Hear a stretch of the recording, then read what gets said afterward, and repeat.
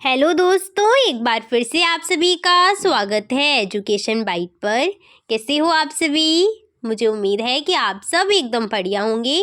आप लोग के डीएलएड 4th सेमेस्टर की जो साइंस की क्लास में ले रही थी उसमें मैंने आपको लास्ट में टॉपिक पढ़ाया था स्थिर विद्युत आवेश और साथ साथ आपका विद्युत विभव।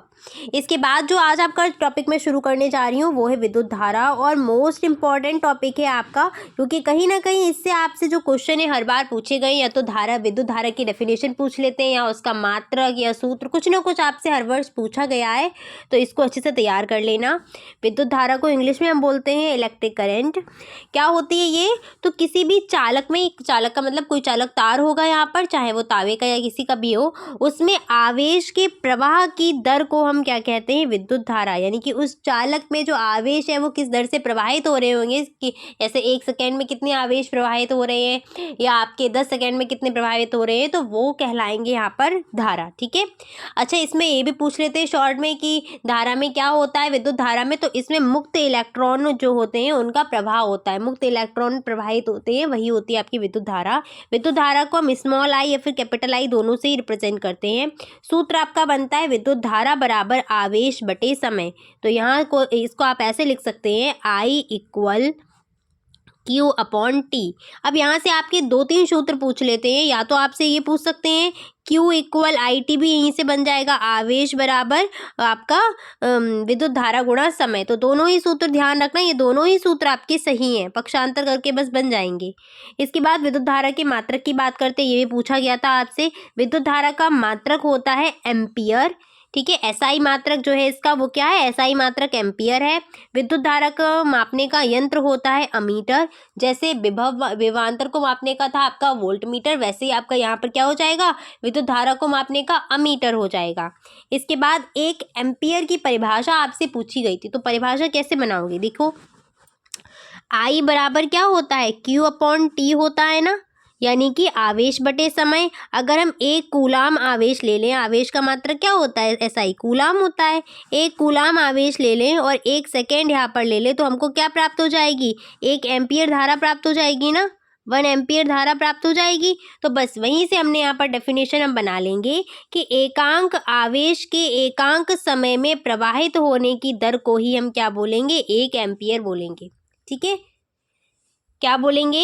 एकांक समय में, एकांक आवेश यानी कि 1 कूलाम आवेश यहाँ पर हो जाएगा। एकांक आवेश के एकांक समय में यानी कि 1 सेकेंड में प्रवाहित होने की जो दर है वही कहलाएगी 1 एम्पियर। तो ये डेफिनेशन आपसे पूछी गई थी, मुझे तो याद नहीं है, 2016 या 19 में आई होगी, तो इसको कर लेना। यहाँ पर विद्युत धारा के प्रकार की बात करते हैं, तो विद्युत धारा के 2 प्रकार होते हैं। पहला होता है आपका डीसी यानी कि डायरेक्ट करंट, बहुत इंपॉर्टेंट है ये, और एक बार आपसे पूछा भी जा चुका है। डायरेक्ट करंट क्या होता है? तो वह धारा जिसकी दिशा परिमाण और समय के साथ बदलती नहीं है, यानी कि समय चेंज हो जाएगा फिर भी वो जो धारा की जो दिशा है वो बदलेगी नहीं। यानी कि यहाँ से आप बोल सकते हो कि जो धारा है वो क्या है? सदैव एक ही दिशा में प्रवाहित होती रहती है, उसको हम बोलते हैं डायरेक्ट करंट। तो इसका अगर हम ग्राफ बनाएंगे तो इसका ग्राफ कुछ इस तरीके से आपका निकल करके आएगा, कुछ इस तरीके से। ठीक है। धारा की जो दिशा रहेगी वो बिल्कुल सीधी रहेगी, ये रहेगी आपकी डायरेक्ट करंट, जिसमें जो दिशा और परिमाण दोनों ही क्या है? समय के साथ बदलते नहीं है, वो कहलाता है आपका दिष्ट धारा। ये आपको कहाँ मिलती है? तो बैटरी व सेल जो होते हैं उनमें जो प्रवाहित होने वाली धारा है वो आपकी होती है दिष्ट धारा। इसके बाद आते हैं प्रत्यावर्ती धारा, जिसको एसी बोलते हैं, यानी कि अल्टरनेटिंग करंट बोलते हैं। तो ये एक ऐसी धारा है जिसकी दिशा और परिमाण दोनों ही एक निश्चित समय के बाद क्या होते हैं? बदल जाते हैं, परिवर्तित हो जाते हैं, उसको बोलते हैं दिष्ट धारा। इसका अगर हम ग्राफ बनाएंगे तो कुछ इस तरीके से आपका ग्राफ बनता है। ठीक है। दोनों के ही मैं ग्राफ वापस से बना देती हूँ, जिससे क्या है कि आपको क्लियरली समझ में आए कि ग्राफ किस तरीके से अगर आता है आपको ऑब्जेक्टिव में ग्राफ बना हुआ दे देंगे तो कैसे करेंगे।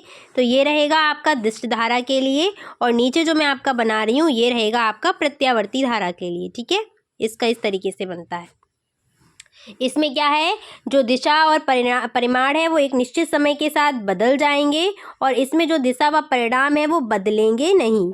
ठीक है, बदलते नहीं है। तो घरों में जो आपके यूज़ होते हैं ना पंखा वगैरह, उसमें जो आपकी आएगी वो क्या आ जाएगी, एसी करंट वहाँ पर आपका आ जाएगा। आ जाते हैं आगे कि विद्युत धारा के स्रोत कौन कौन से हैं। तो विद्युत धारा कहाँ से आ रही है, तो उस स्रोत में आपका पहला स्रोत आ जाएगा विद्युत सेल, या फिर दूसरा स्रोत आप देखेंगे जनरेटर या फिर जनित्र। ठीक है, सेल है दो प्रकार के, सबसे पहला है प्राथमिक सेल और दूसरा है हमारा द्वितीयक सेल।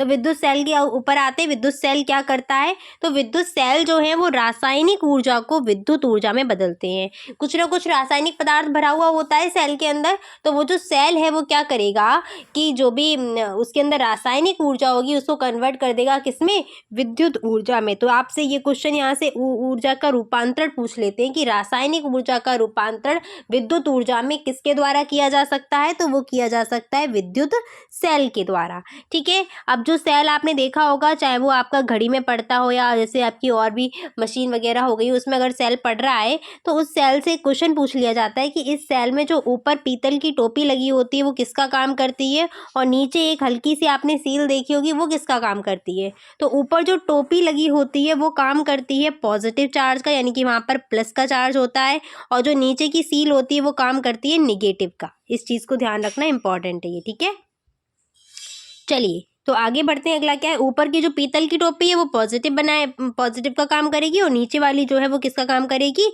निगेटिव का। तो आते हैं अब प्राथमिक व द्वितीयक सेल पर। जो सेल थे वो कितने प्रकार के थे, दो प्रकार के। पहला प्रकार था प्राथमिक सेल और दूसरा प्रकार था द्वितीयक सेल। प्राथमिक सेल क्या होते हैं, तो एक ऐसे सेल जिनको केवल एक ही बार उपयोग में लाया जा सकता है वो कहलाते हैं प्राथमिक सेल।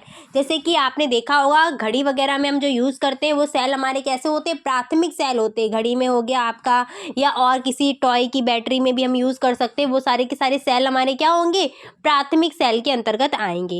ठीक है, इनको हम पुनः चार्ज नहीं कर सकते हैं, प्राथमिक सेलों को दोबारा से चार्ज नहीं किया जा सकता है।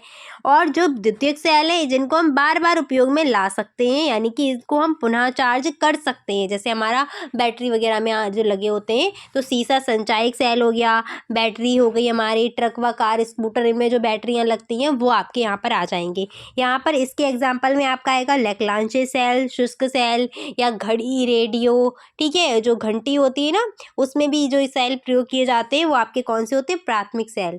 बस इम्पॉर्टेंट इनका अंतर क्या है कि इसको केवल एक बार उपयोग में लाया जा सकता है, इनको पुनः चार्ज नहीं किया जा सकता।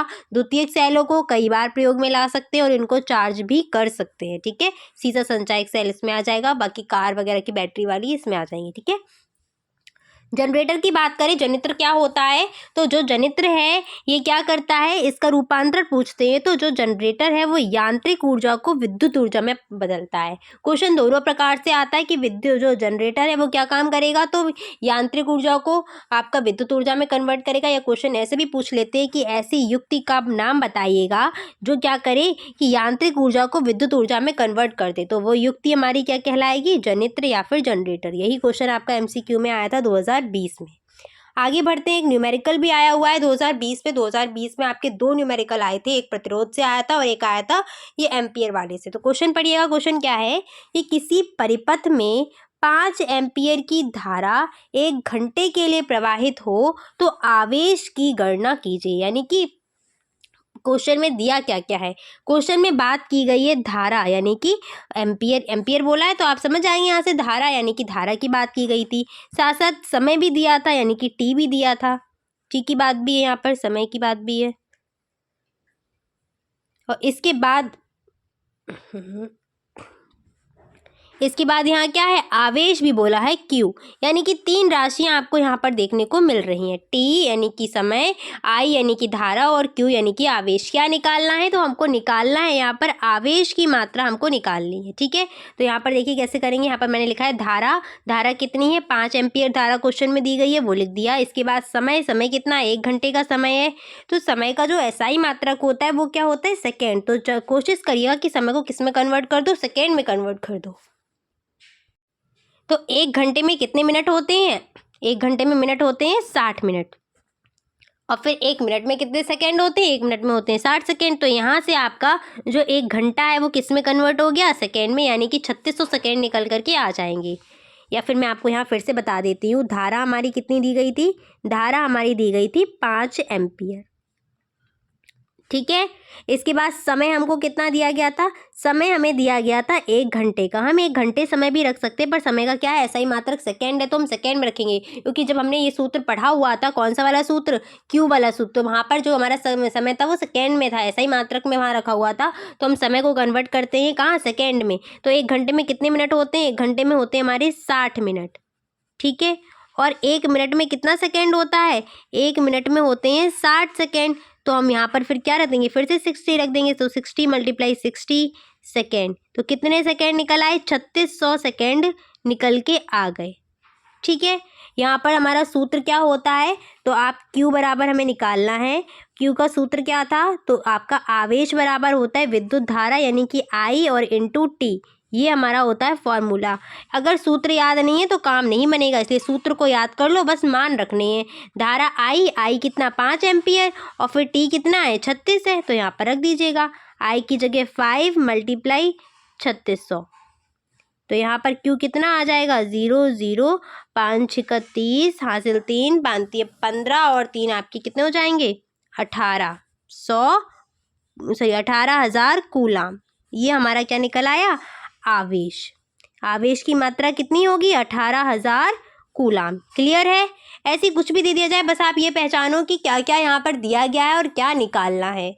चलिए आगे बढ़ते, अगला क्या है आपका टॉपिक, नेक्स्ट है विद्युत धारा का प्रभाव। तो विद्युत धारा के प्रभाव में आपको 3 या 4 प्रभाव देखने को मिलेंगे। सबसे पहला है ऊष्मीय प्रभाव, दूसरा है चुंबकीय प्रभाव, तीसरा है रासायनिक प्रभाव, अब चौथा होता है प्रकाशीय प्रभाव। ठीक है। यानी कि कहने का मतलब है जो विद्युत धारा है जब वो बहती है किसी भी क्षेत्र में, तो वो क्या क्या काम करती है या उसके प्रभाव से क्या क्या चीज़ें उत्पन्न होती हैं। तो ऊष्मीय प्रभाव में क्या होगा कि जब विद्युत धारा प्रवाहित होती है तो उस टाइम पर उसके द्वारा क्या होगा, ऊष्मा उत्पन्न होगी वहाँ पर, इसी को हम बोलते हैं ऊष्मीय प्रभाव। यानी कि विद्युत धारा बहे और वो चालक कैसा हो जाए, गर्म हो जाए, तो वो रहेगा ऊष्मीय प्रभाव। और इसके एग्जाम्पल क्या क्या है, तो पहला एग्जाम्पल है विद्युत बल्ब, जो आपने देखा होगा जब बल्ब जलता रहता है काफ़ी टाइम तक तो आपने देखा होगा गर्म भी हो जाता है वो, तो यानी कि ऊष्मा का प्रभाव भी हो रहा है उसमें। प्रेस तो बहुत अच्छा एग्जाम्पल है, प्रेस यानी कि जब उसमें लाइट जाती है तो क्या होती है, ऊष्मा उत्पन्न होती है, तभी तो वो गर्म होती है, तभी हम प्रेस कर पाते हैं। ऐसी पानी गर्म करने वाली रॉड, वो भी क्या है, विद्युत धारा का एक ऊष्मीय प्रभाव का ही एग्जाम्पल है। यानी कि जब उसमें जो आपकी रॉड है उसमें जब लाइट जाती है तो वो ऊर्जा, जो विद्युत ऊर्जा जा रही है, वो किस में कन्वर्ट हो रही है, ऊष्मीय ऊर्जा में वहाँ पर कन्वर्ट हो रही है, ऊष्मा में कन्वर्ट हो रही है। ऐसी केटली जो चाय वगैरह बनाने की आती हैं या कॉफ़ी वगैरह की, टोस्टर वगैरह, ये सब ऊष्मीय प्रभाव के एग्जाम्पल हो जाएंगे। इसमें बल्ब आपका बहुत इंपॉर्टेंट है, बहुत बार बल्ब पूछा गया और इसका सचित्र वर्णन करने को भी आया है, तो बल्ब पर फोकस करना। चुंबकीय प्रभाव यानी कि धारा को हम प्रवाहित करते हैं, तो प्रवाहित करने पर उसके आसपास कैसा क्षेत्र उत्पन्न हो जाए, चुंबकीय क्षेत्र उत्पन्न हो जाए। जैसे मान लीजिए धारा यहाँ बह रही है और इसके आसपास कैसा क्षेत्र उत्पन्न हो रहा है, चुंबकीय क्षेत्र उत्पन्न हो रहा है, तो उसको हम बोलते हैं विद्युत धारा का चुंबकीय प्रभाव। ठीक है। जैसे बिजली की घंटी हो गई, मोटर हो गई, पंखे हो गए, इसमें जो है आपका इसी प्रकार से ये काम करते हैं। इनमें क्या होता है, जब धारा बहती है तो चुंबकीय क्षेत्र उत्पन्न हो जाता है। नेक्स्ट है विद्युत धारा का रासायनिक प्रभाव। तो रासायनिक प्रभाव में क्या होता है, मैंने आपको विद्युत अपघटनी विधि पढ़ाई थी। कौन सी विधि पढ़ाई थी, विद्युत अपघटनी विधि। अगर आपको याद है तो बस जो विद्युत अपघटनी विधि थी वो इसी पर आधारित थी आपकी। इसमें होता क्या है, हमने कोई विलयन लिया और इस विलयन में जैसे ही विद्युत धारा प्रवाहित करते हैं तो जो क्या होता है, उसके द्वारा अपघटन होने लगता है चीज़ों का, तो वही आपकी आ जाती है विद्युत अपघटनी विधि। यानी कि वहाँ पर जो विद्युत धारा है उसका रासायनिक प्रभाव देखने को मिलता है और उसके कारण ही हम क्या करते हैं, धातुओं का शुद्धिकरण कर पाते हैं। विद्युत अपघटनी विधि में हमने किया क्या था, शुद्ध धातु जब लास्ट में हमारी रह गई थी कुछ अशुद्धियाँ, तो वहाँ पर उन अशुद्धियों को हमने किसके द्वारा शुद्ध किया था, विद्युत अपघटनी विधि के द्वारा। तो वो आपका हो जाएगा रासायनिक प्रभाव। प्रकाशीय प्रभाव की बात करते हैं तो विद्युत धारा उसमें जाए और प्रकाशीय ऊर्जा आपकी कन्वर्ट, यानी कि प्रकाश वहाँ पर प्राप्त होने लगे। तो जैसे कि बल्ब हो गई, ट्यूबलाइट हो गई, यहाँ पर आपको दोनों ही देखने को मिलते हैं, ऊष्मीय भी और प्रकाशीय भी। ठीक है। चलिए विद्युत बल्ब पर आते हैं, तो बल्ब का चित्र आप देख लीजिएगा। फिलामेंट लगा होता है यहाँ पर एक ऊपर, जो टंगस्टन का बना हुआ होता है। जो आपका फिलामेंट या तंतु, आपसे पूछ सकते हैं कि विद्युत बल्ब में जो तंतु लगा होता है वो किसका है, तो टंगस्टन का बना हुआ होता है। ये कांच का खोखला एक गोला होता है, यहाँ पर कांच का गोला है ये। ठीक है।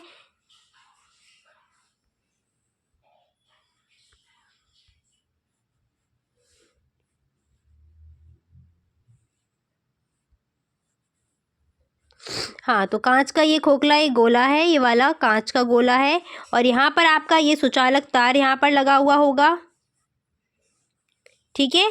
इसके बाद नीचे पीतल व एल्यूमिनियम की जो है वो टोपी लगी होती है। इसके बाद नीचे रागा भी लगा होता है और यहाँ पर 2 आपकी पिन भी लगी होती है, ठीक है, जिससे बल्ब क्या है उसमें फिक्स हो जाता है होल्डर में, ठीक। ये जो आपको नीचे दिख रहे हैं ये भी क्या है, ये कांच की ही आपकी नलियाँ सी पड़ी हुई होती हैं। ये इंपॉर्टेंट है। जो फिलामेंट मैंने आपको बताया, ये फिलामेंट किसका बना होता है, ये फिलामेंट बना होता है टंगस्टन का। एडिसन ने इसकी खोज की थी और इसमें होता क्या है, विद्युत ऊर्जा जो है वो ऊष्मीय ऊर्जा में पहले चेंज होगी, यानी कि ऊष्मा भी वहाँ पर उत्पन्न होती है और फिर आपकी वहाँ पर प्रकाश ऊर्जा मिलती है, जिससे क्या है लाइट आ जाती है, यानी कि प्रकाश उत्पन्न हो जाता है। तो ये आपकी इसकी जानकारी रहेगी। बाकी जैसे ही वर्णन करने को आए तो वर्णन करने में होता क्या है, कुछ नहीं करना, जो जो इसकी आपको दिख रही है ना चीज़ें, बस इनको ही आपको लिख देना है कि जो आपका विद्युत बल्ब है वो किसका है, कांच का एक खोखला गोला होता है, किसका, कांच का गोला होता है एक, ठीक है। और इसमें क्या है, एक फिलामेंट लगा होता है, किसका, टंगस्टन का फिलामेंट लगा होता है। एक सुचालक तार होता है इसमें, ठीक है, एक ये रहा और एक ये रहा, सुचालक तार होता है। नीचे क्या होता है, नीचे जो टोपी लगी होती है वो पीतल व एल्यूमिनियम की होती है। बिल्कुल नीचे टॉप पर आपका लास्ट में क्या दिखेगा, रागा दिखेगा, 2 पिन लगी हुई होती है। बस यही आपको वर्णन कर देना है। कांच के बीच में क्या होती है, पतली पतली नलियाँ होती हैं, ठीक है। बस यही आपका विद्युत बल्ब का वर्णन रहेगा। 2018 व 19 दोनों में ही क्वेश्चन आया हुआ है, तो इम्पॉर्टेंट है, तैयार कर लीजिएगा इसको। शायद इस बार भी आपको परीक्षा में देखने को मिल जाए। जहाँ जहाँ इंपॉर्टेंट डालती हूँ या फिर आपका ईयर डालती हूँ, तो इसका मतलब क्या है, वो क्वेश्चन संभावना है आने की, तो उसको उस पर फोकस अपना ज़्यादा करते हुए चलिएगा, ठीक है। तो आज इतना ही रखेंगे, फिर आपकी मिलेंगे नेक्स्ट क्लास में, जिससे मैं आपका प्रतिरोध वगैरह जो बचा हुआ है उसको कंप्लीट करा दूँगी, ठीक है। चलिए, thanks for watching and please like share and subscribe my channel. Bye bye, take care.